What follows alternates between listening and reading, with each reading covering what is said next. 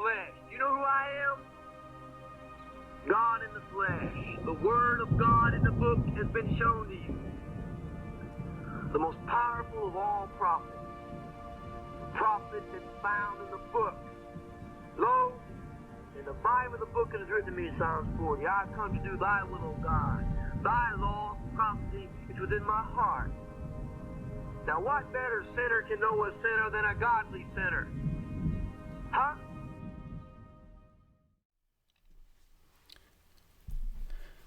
Hello, welcome to part 4 of our foundation. And today the episode is the book. Okay, so I thought that before I continue, I need to explain something about, I mentioned last time, I'm pretty sure it was in the study yesterday, the previous part 3. David Koresh has, for this study, presuppositions. He has assumptions that he's operating from that he doesn't state. Okay, so let's talk about the book of Revelation as like a real object. Where does it come from? We know where it comes from. The book of Revelation was written, as far as we know, the best scholarship in the late first century, right? So that would be somewhere around 96 AD, let's say. So if it was written by John, then this is the elder John. And a prisoner on Patmos, as he states in the text. And he even mentions in the text, in Revelation 10, for example, there's this interruption where there's thunders that go off, and I was about to write, and he's told to write not. So if you pay careful attention, the picture is John is writing out the revelation as it's being given to him. Okay. Now we're getting into this book section today, so I don't know how many of you are super familiar with Revelation. I'll briefly describe. We've already gone over Revelation 4 in the study here that we're looking at. And this Revelation 4 shows God on the throne and the rainbow, and there's jasper and sardine stone appearance. Koresh locks onto this concept that God's a rock, and then the rock imagery he repeats over and over and over again. I disagree. A jasper stone, a sardine stone is not a rock in the way that he's conveying. But that's, not a super, I just, again, I'll say this, if you go the rock direction and then start pulling all this rock imagery and laying a foundation on that concept, I think it could take you maybe in the wrong direction, but I'm not super concerned about that compared to other things. So back to the presuppositions. Okay, so Revelation 4, God, the throne, the rainbow, the elders. And then Revelation 5 shows that there's a book. And the book becomes a central focus of attention because the book is sealed. And we'll go through it, but briefly, the seals are eventually opened. And then as the seals open, John continues to write out the book of Revelation. So what I'm getting at is that this activity of the book being opened and the seals being written out is done. It was completed approximately 1900 years ago when the book of Revelation was written. Okay? So when the book of Revelation starts out with show you things to come, you have to use your common sense. One of the things that's not to come is that we have the book of Revelation. We already have it. The seals have been opened and written down, probably originally on parchment, whatever they used, whatever the writing materials were used in the first century. Okay, let's just go through the mechanical process. They've got the writing materials out. and they were prepared, and John the Revelator wrote out each seal in turn and recorded it in Greek, and then it's been copied down through the ages, and we have it in the Bible today. So everyone has access to the open seals. That's my presupposition, because it's derived from the text itself. Now, you're going to see that actually David Koresh, his view of this whole process is very different. His view of this process is that opening the book isn't the physical loosing of the seals in vision. John has it in vision. He's seeing the seals loosed, and then he's writing out what he's being shown and creating a written document. That's, for David Koresh, that's not what is the loosing of the real loosing of the seals. The revealing of the seals is to have someone show you the book, open the book. So in terms of understanding, okay, so this lamb figure that we're going to get into here is the one that can open the book.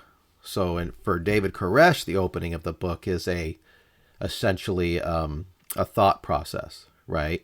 Sure, you can read the first seal, for example, in Revelation 6, but you're not going to know what it means because you don't have inspiration. You're not the lamb.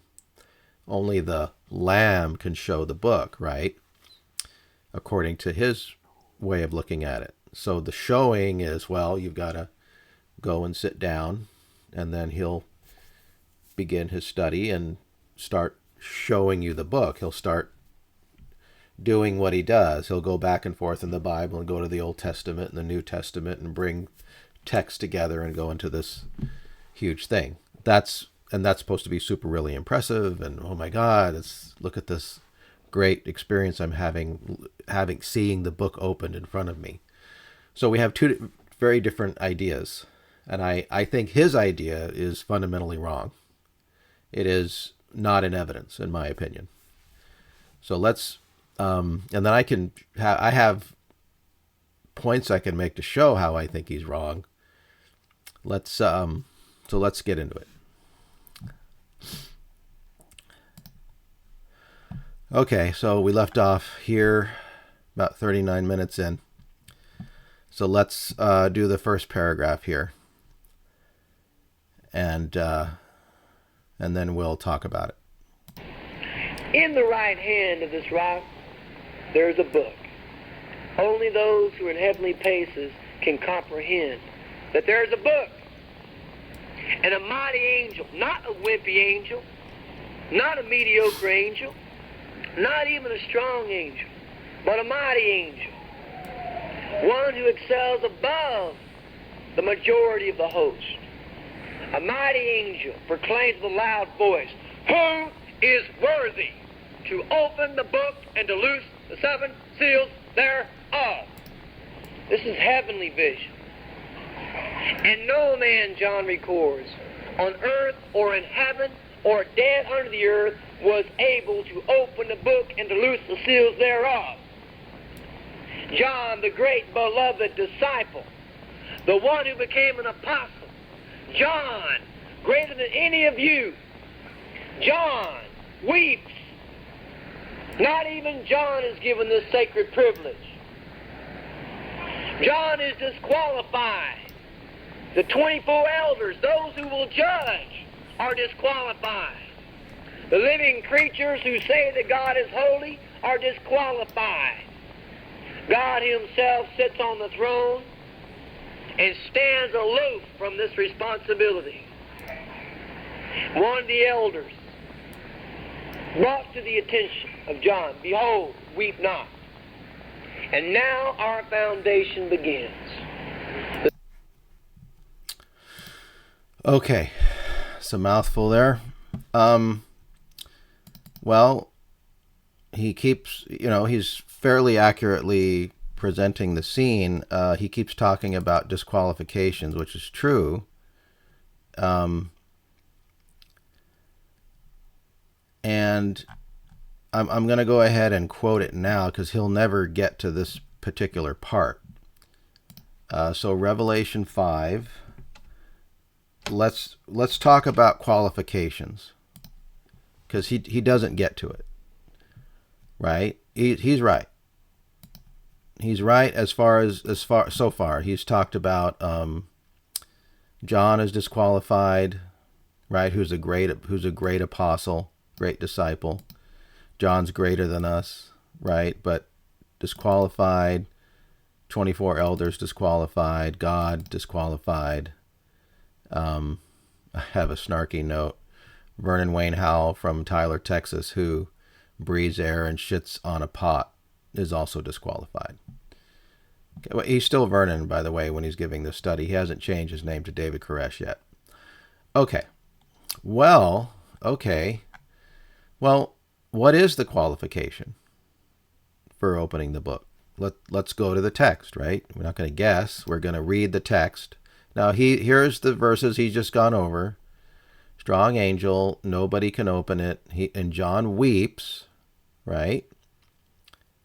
But then, weep not. Okay?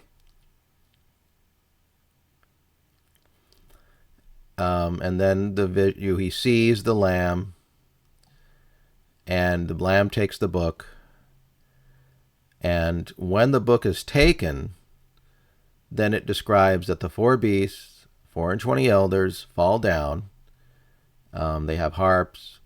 They have golden vials full of odors, prayers of saints, a lot of really holy stuff going on here.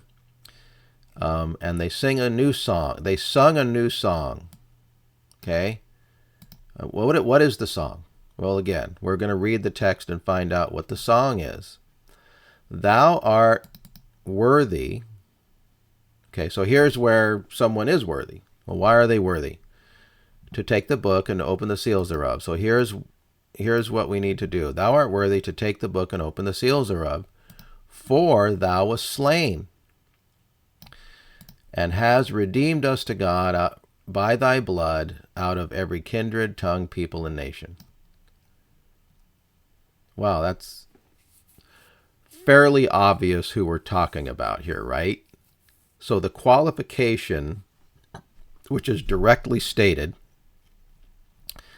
is that the Lamb is worthy, for thou wast slain, and has redeemed us to God. So obviously the 4 beasts and 24 elders are representative of mankind.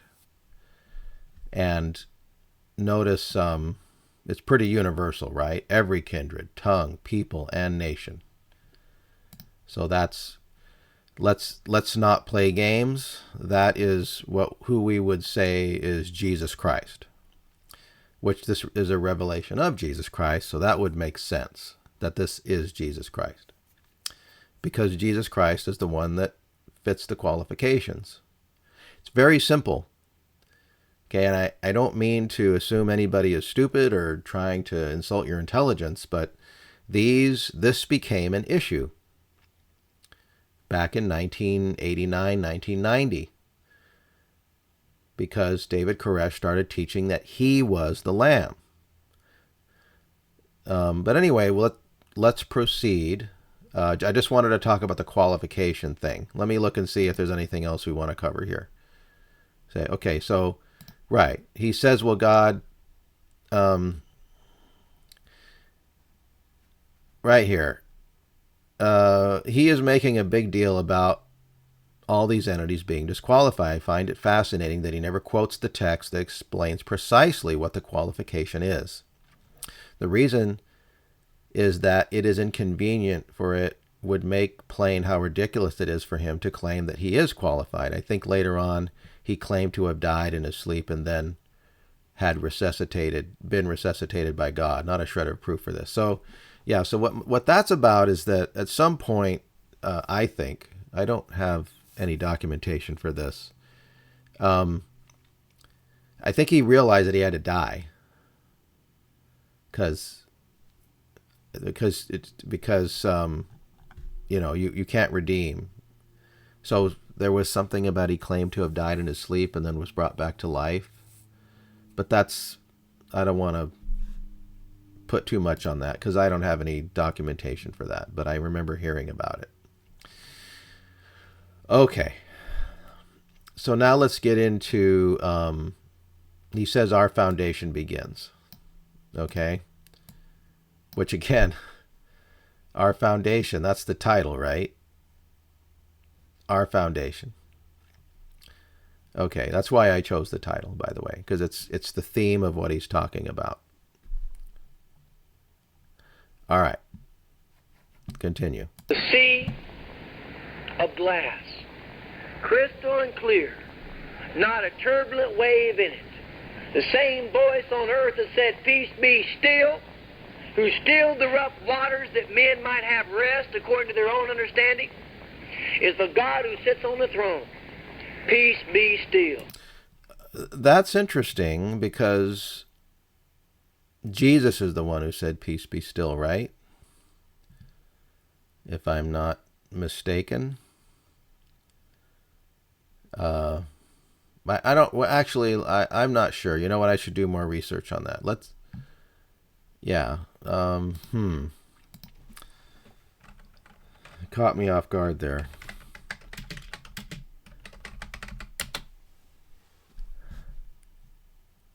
Ah, yes, I wasn't wrong. It is in a psalm.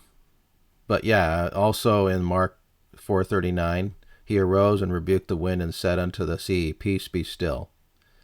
So yeah, so that's Christ.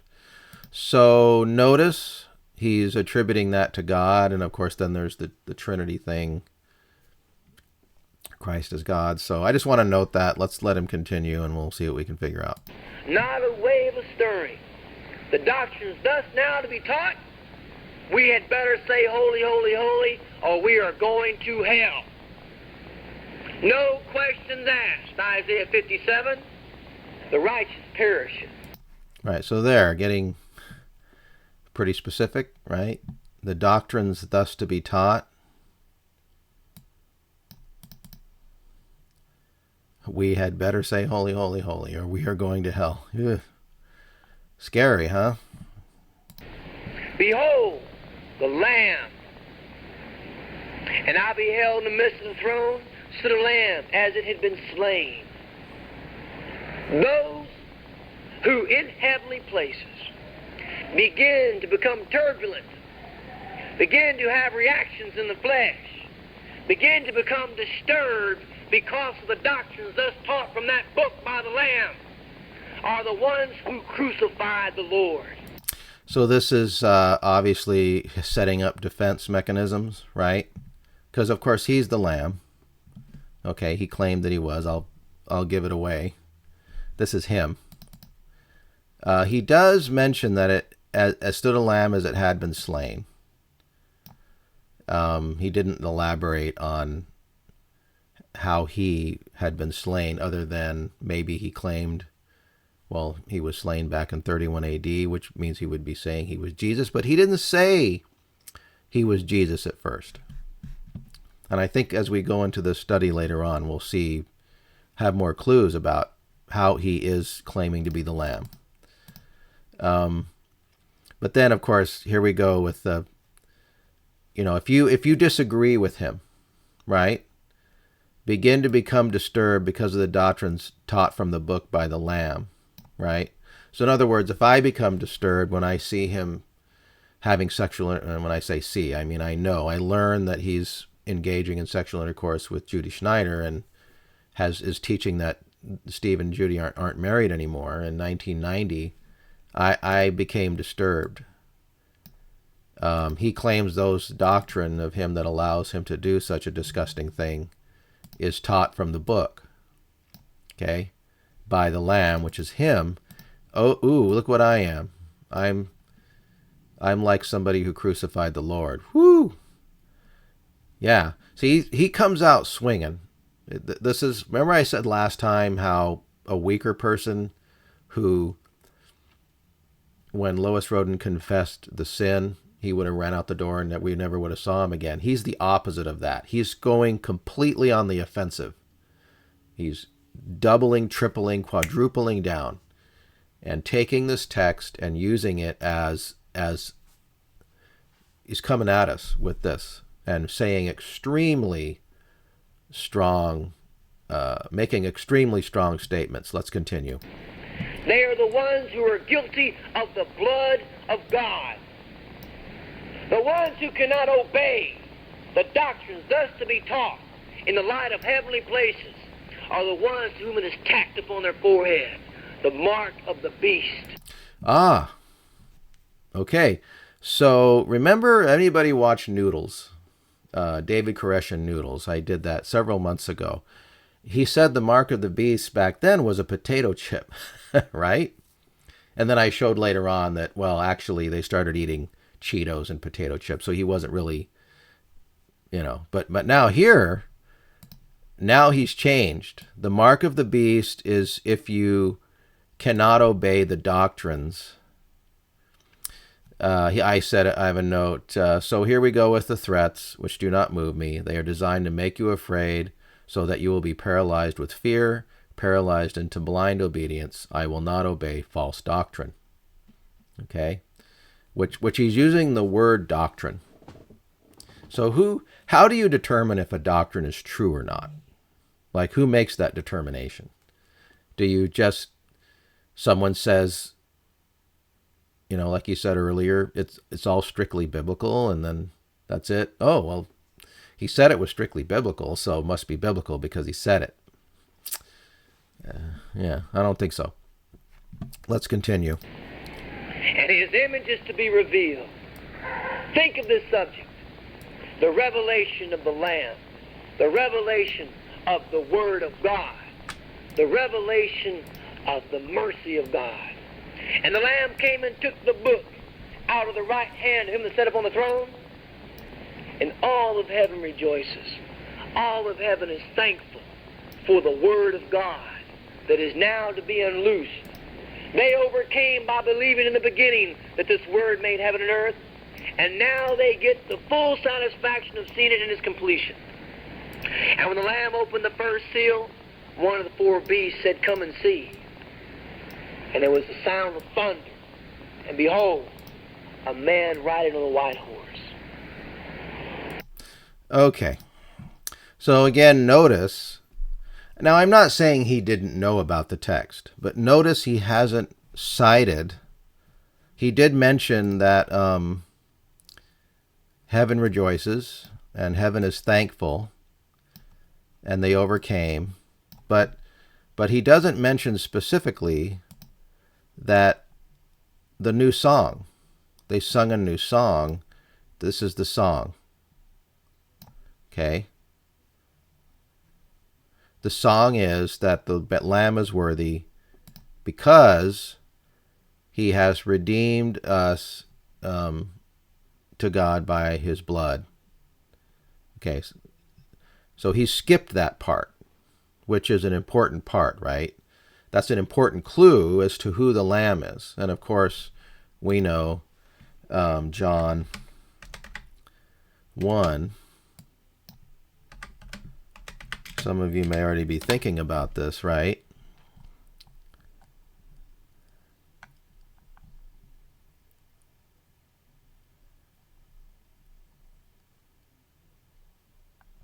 The next day, John 1:29, the next day John sees Jesus coming unto him and says, "Behold the Lamb of God, which takes away the sin of the world."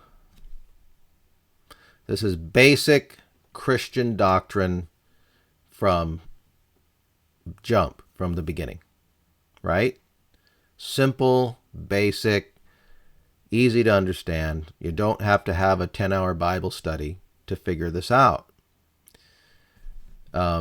So the project that David Koresh has taken upon himself is extremely difficult project. The project is, how is he going to establish that he's the Lamb, right? Because Jesus is clearly the Lamb. There's no question about it. We were throwing this at him for all the way. When I first started fighting against him verbally in 1990, I kept asking this question.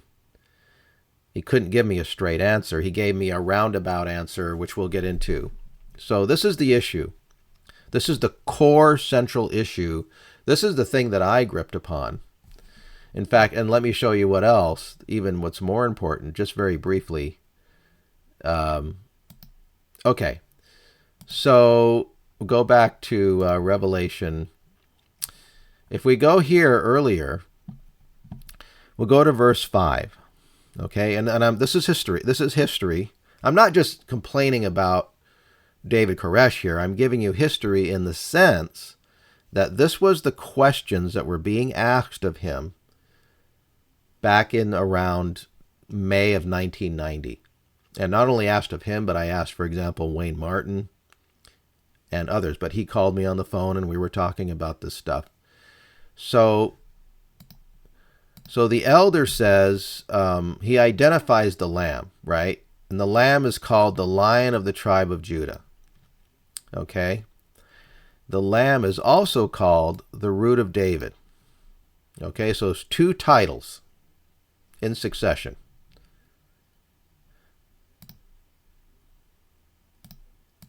Vernon later on the phone, I remember we were talking about this.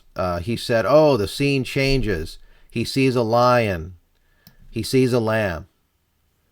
No, there's no scene changes.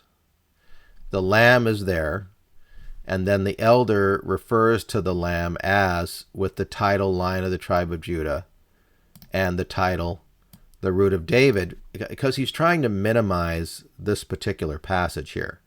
Because at the time, he wasn't ready to say that he was Jesus.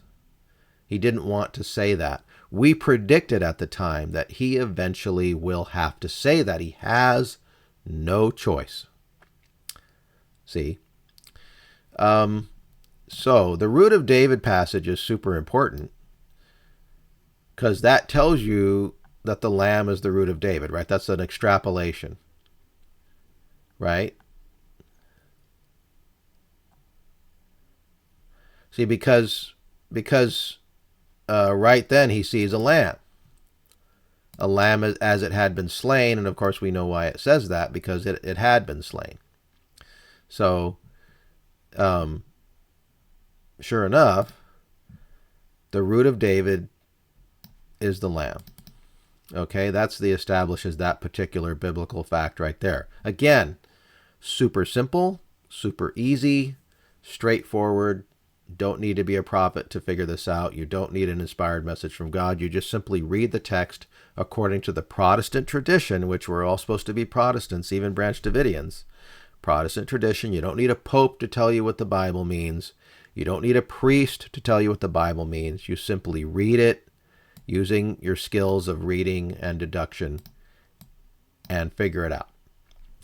Now, if we go to Revelation 22, let's look at the other half of the equation, right?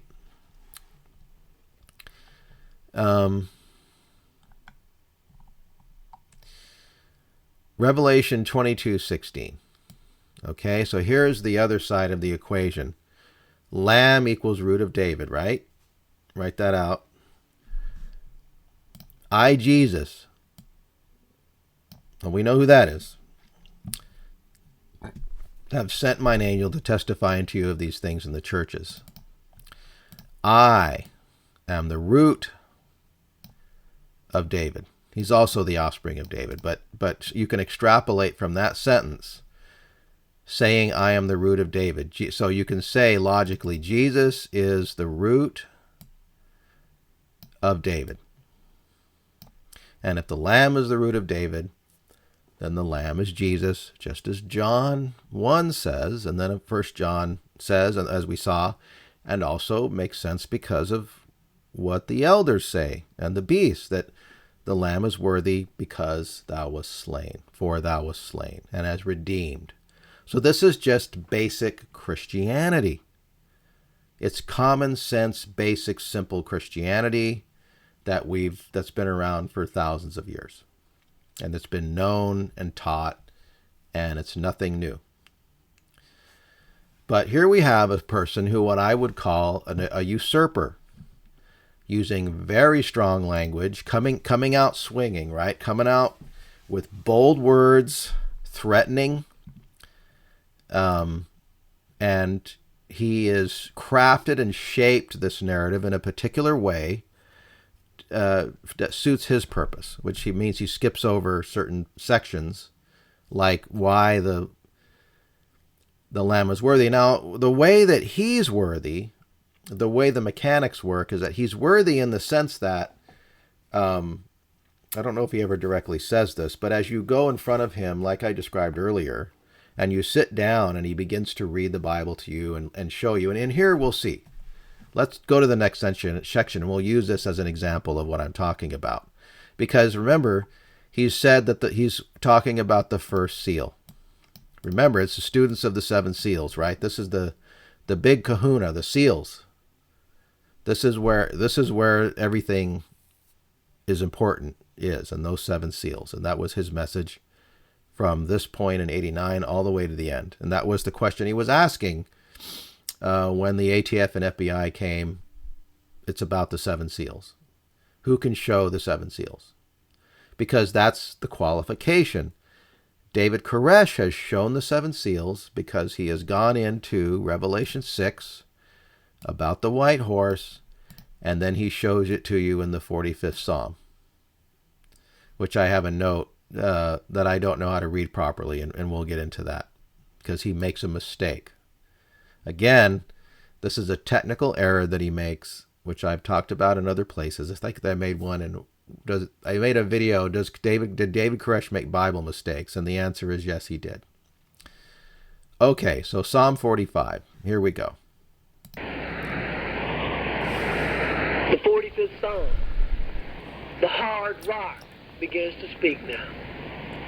In the 45th Psalm, the rock who wrote the book by the mouth of all the prophets, the God takes full credit.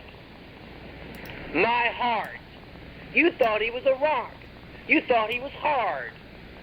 You thought in the judgment you would be judged by the light given to the seven churches of Asia, didn't you? Didn't you? Because the Lamb showed you it, didn't he? Didn't he? You are being judged by it. And God sees in the light of the Holy Ghost, you are lost. So God has planned an avenue for you to escape. Come up hither. Right. So the come up hither is a super important concept of, as I've mentioned before, the experience of coming up hither is, like I said, it's well, you've seen the scenes, the news group, the reporters that went to Mount Carmel in '92. They filmed the study area there with the people sitting on the benches, and David Koresh is out in the front. He's got the Bible and he's talking. That's the coming up hither. It's a real experience that you have sitting there in the group, and David Koresh is up front and he's got his Bible open and he's teaching and showing you the book.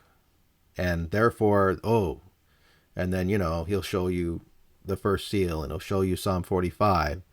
And it's a whole multimedia presentation. And that's going up hither, right, in the Spirit. On earth, you saw what happened to God, didn't you? He was put on a cross. The world does not honor God's judgment. The world does not honor the way God feels. Now, I find this a bit strange. I don't want to press the point too hard because it's true that Jesus was put on a cross and that was really bad. He was executed like a common criminal.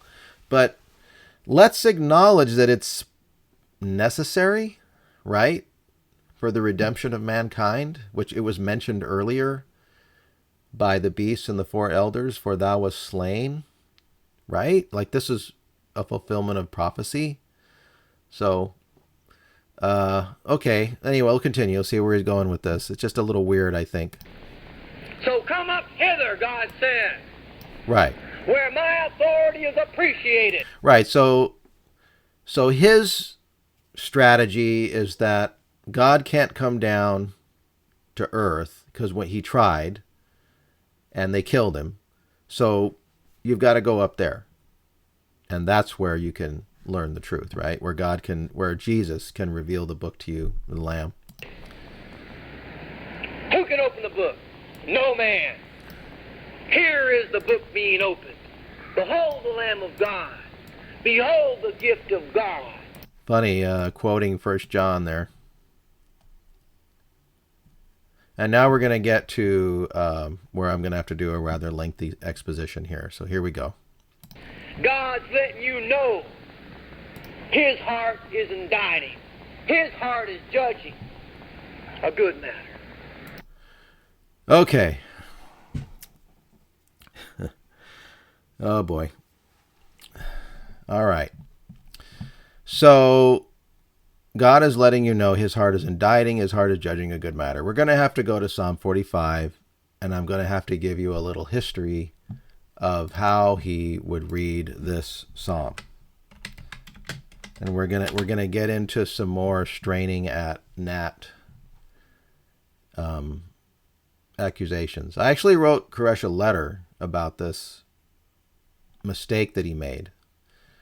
And I got a letter back that said, well, fart, which I think I've described that.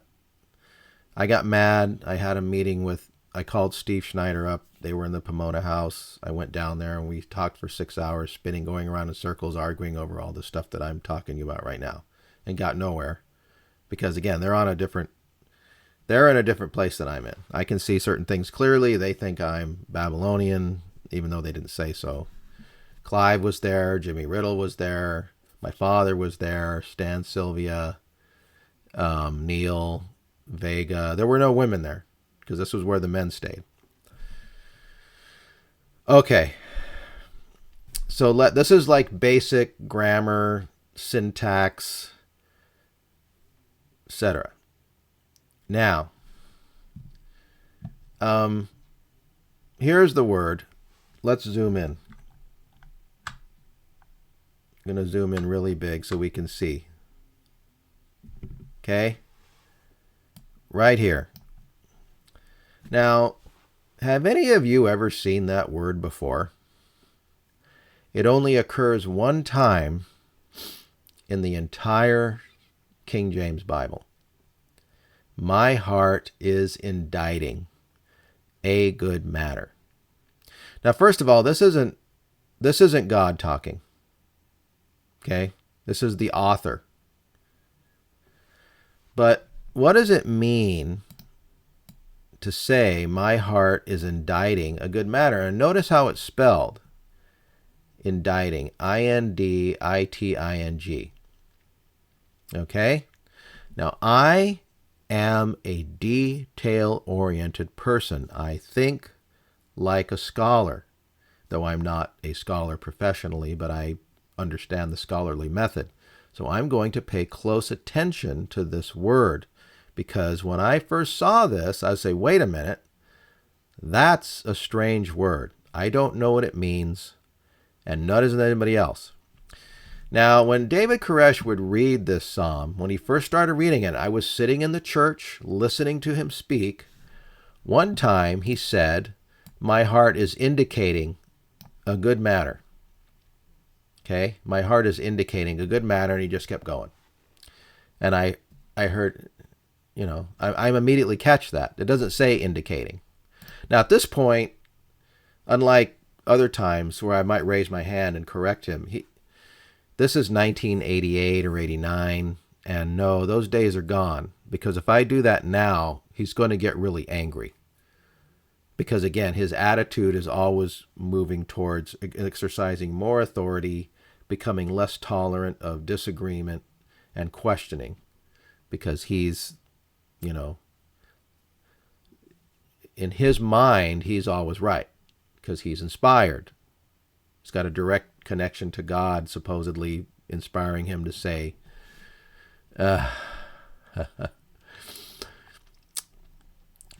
Before I show you what I mean, let's talk about something else that happened years before this. So I have to tell stories, because this is history, right? So I need to tell stories about what happened. So you can understand what I'm talking about here. I've got to get you to understand. I've got to defend myself against people who might accuse me of being a nitpicker. Okay? All right. So let's go back.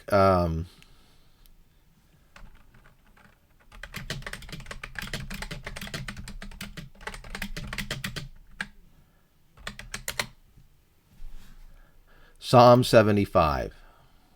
Okay? Okay. So here's the scene. This is 1987, and we are in Palestine, Texas, in the meeting house.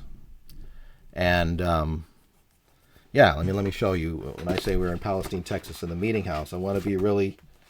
Let's just get down to it here. We're in the meeting house. Okay, we're in this meeting house right here. This one. This is a picture of it. This is Palestine, Texas. You know what? I'm sorry. Let me switch to full screen. This is out of the book, Madman in Waco. There's pictures. There's a nice picture of David Koresh there with his guitar looking all, I guess, really, really good. Probably had his hair done and everything. That's a promotional photo for like when he did the song Madman in Waco. And here's the meeting house we were in, right here. Okay? We were in that room. I helped build that thing. It's Palestine. I made you a video of where Palestine is. Let's get really specific here. This is history. 1987, I was sitting in the congregation, and Vernon is reading from his Bible. He's reading this verse out of Psalm 75:8. Okay? And he says, "For in the land of the Lord there is a cup." Now, did any of you catch my mistake? I didn't make a mistake. I'm quoting Vernon. Okay, I didn't make a mistake. This is what Vernon said. "For in the land of the Lord there is a cup." And I raised my hand. I said hand. I said hand of the Lord. Because that's what it says, right? Does it say that or does it not say that? See, I'm really weird that way. I want to read the words the way they are in the text, right? I mean, yeah, I'm a nut job that way. I want to actually read what it says. For in the hand of the Lord there is a cup. That's what a Babylonian I am, right? But oh no, David Koresh, and when I said that, okay, then he gets this look of extreme haughtiness and confidence on his face. And he directs someone in the audience to look it up in the Strongs. So in other words, electronically we do that like this. Okay, and then here it is. And he looks it up here and he goes to this meeting and they actually read out all this stuff. Okay? And as this is being read off, and I'm sitting there watching this like a train wreck, like, because I know you're not going to prove me wrong. There's a very strong conceptual difference between a hand and a land. And nothing is found, right? All this, nothing is found. This process concludes, that is the reading out of what the meaning of the word is in the Strong's Concordance. Now, this to describe the Strong Concordance was this big, giant, heavy book back in those days. You had to, yeah. So this takes about a minute or two, and I'm watching him. I'm watching this. I've got a look of puzzlement on my face. He has a look of haughtiness, confidence, like I'm an idiot. Okay, because what I've done is I've corrected him. Like a knee-jerk reaction, right? Like, oops, you did a slip of the tongue. It happens to all of us. I've done it a million times. Right? I mean, I'm not kidding. This is how nuts this guy got with this shit. Okay? Now, the end result of this, it just kind of diffused. He didn't correct himself. He didn't go back and say, well, yeah, it says hand. He just kept reading. Okay? And I think later on I have places where he quotes the text, and in other places he quotes it as hand. So it's not like he changed from there and always said land. He didn't. So what was the point of all this? The point was to be a prick. Okay? And becoming so extreme that he can't just be a normal person and just acknowledge a slip of the tongue, which is something that is so trivial that why would he make an issue out of it? Because he's a freak. That's why. He's becoming a nut job, in my opinion. This is the beginning of his continual slide down into the depths of perversion and megalomania. Okay? So this is the kind of thing I'm talking about. Words are important because words build sentences, which build paragraphs. They're building blocks. I'm never going to stop, ever, never, never. And they called me names and they made fun of me and blew me off. And if people had listened to me, maybe some of them would still be alive today. But nobody pretty much did. Not even my parents. But somehow my parents did survive. My father survived only by sheer luck because he wasn't there. He had gone to get a newspaper. But yeah. Look, here's what I'm saying. In the pursuit of truth, you have to use your own brain. There's no escape. Okay, you can't escape that. I quoted you where David Koresh, or I told you he had a dream a few months before this presentation here. He had a dream, and he says, oh, you know, at the end of the exposition of the dream, he says, is it the work of God to go study to see if this is true? No, that's the work of the devil.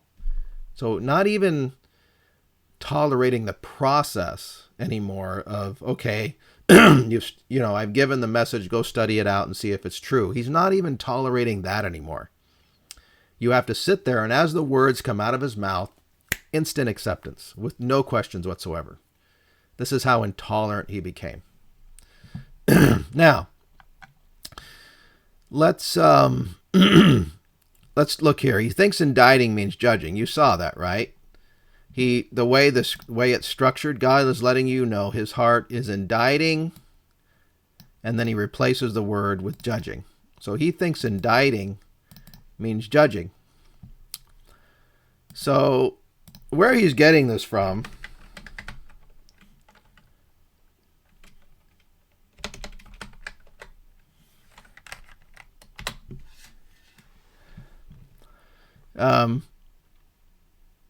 is indict.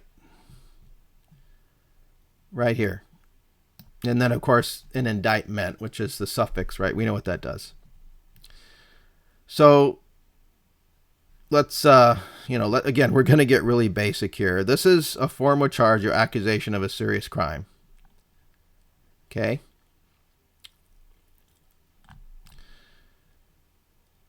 Now, I wasn't there when it happened, but he must have asked somebody at some point, what does it mean to indict somebody? And somebody must have answered him and said something like this. But as you can tell, right? I got to use ChatGPT because I don't remember the details.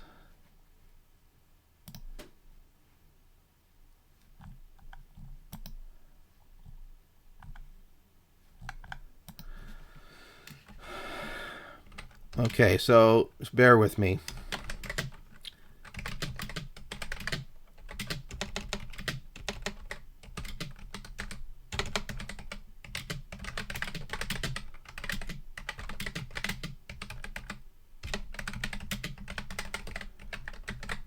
What does it mean when two words sound the same but are spelled differently? Homophones. Okay, so these are homophones.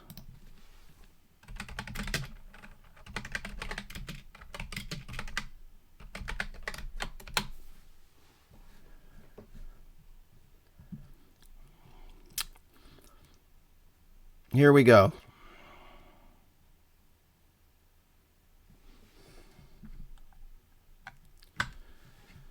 Indite means to compose or write, often used in a literary context. I-N-D-I-T-E. Right? Let's go back to Psalm 45. Did I ever go there? Probably not.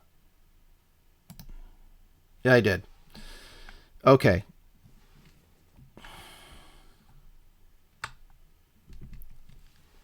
So of course it's got the ing suffix. We know what that means. But the root word is indite. Okay? So my heart is inditing a good matter. So he thought it meant this. And even that doesn't even mean judging. That's to accuse, not to judge, but whatever. You see what's going on here? But this is what the word actually is. To compose and write, which is what's going on. If you look at the context, this is a poem. I'm losing my voice. This is a poem. And, yeah. My heart, which again, this is coming from the heart. Like when he's writing out something, from his soul, from his heart. But he's composing. And it has to do with composition and writing. Because that's what he says. I speak of things which I made touching the king. My tongue is the pen of a ready writer. Okay? It's a song of loves. It's a wedding song. Really. It's celebrating the king's marriage. This was probably written for the wedding of... It could be written for the wedding of King David. Okay? But it does have some messianic language in here that's potentially interpreted that way. But David Koresh interpreted this, by the way, as being a polygamous poem, but it doesn't have to be interpreted that way. So anyway, this is what I wrote him a letter about. I said that you're misreading this word, and you've got to stop because then what he's doing is he's developing doctrines from it, right?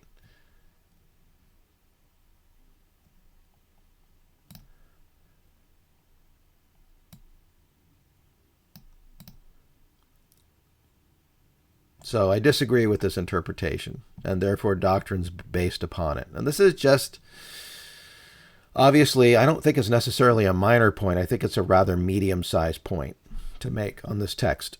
But there you go.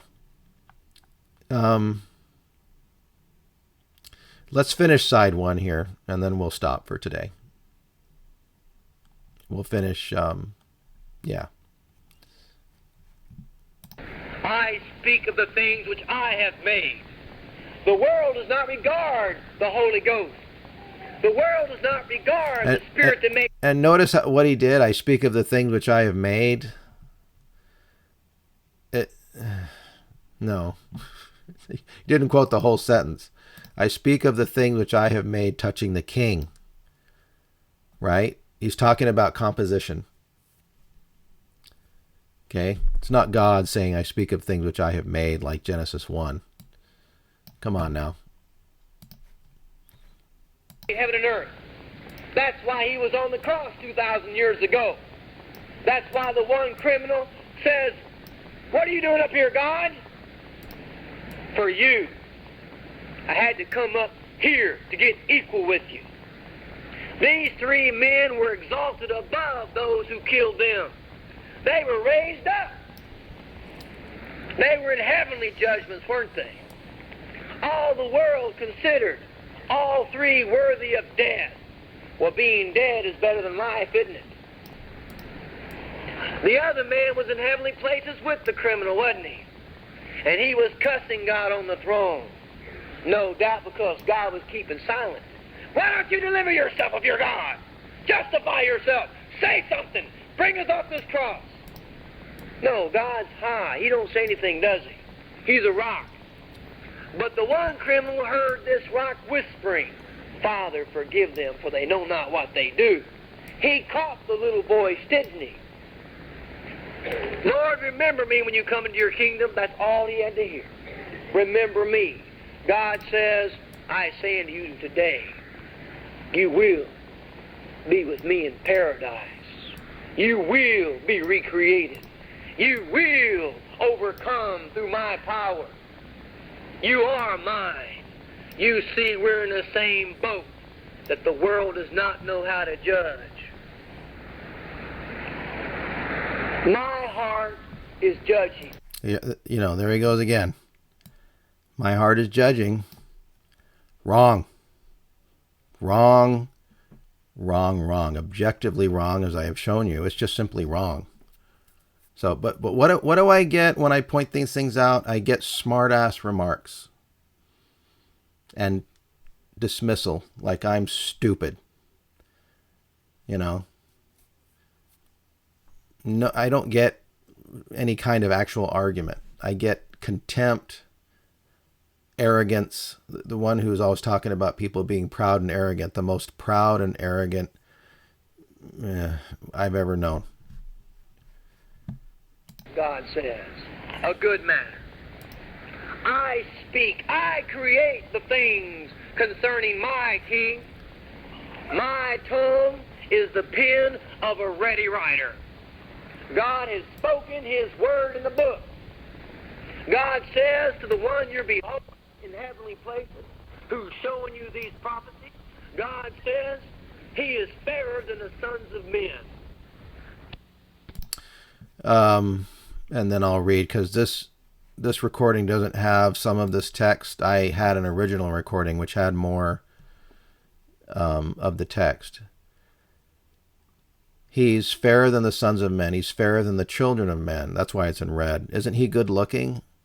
Look at those 7 eyes. Naturally, no girl would want to pass him up. Well, why just girls? Right? Why not men too? Well, we know why. Then the end of side 1. He's the ultimate standard of God's glory. Okay?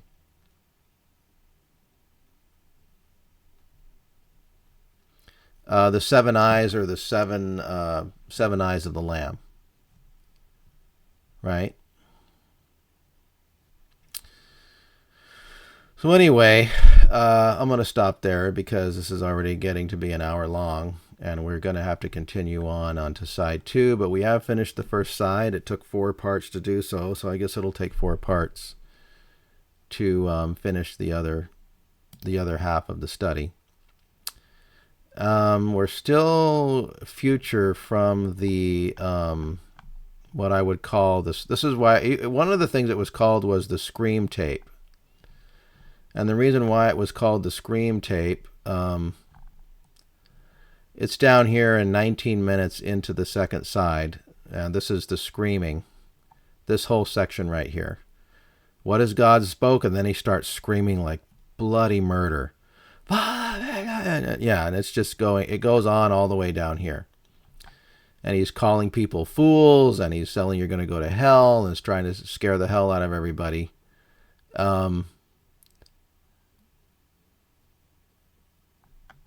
anyway, yeah.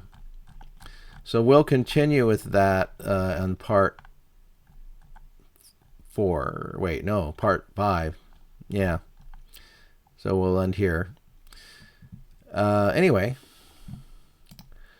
thank you very much for watching. If you, obviously, if you're watching, then you can hear me. Thank you. This is going on rather long, this series, but it has to be done.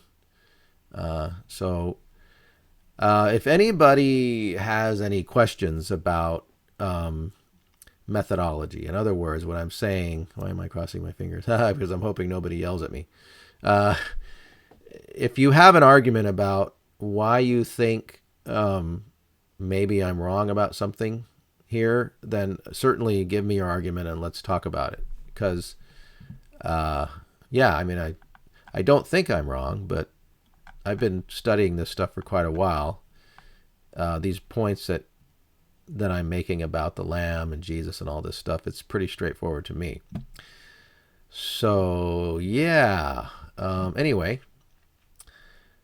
take care, and I'll see you next time.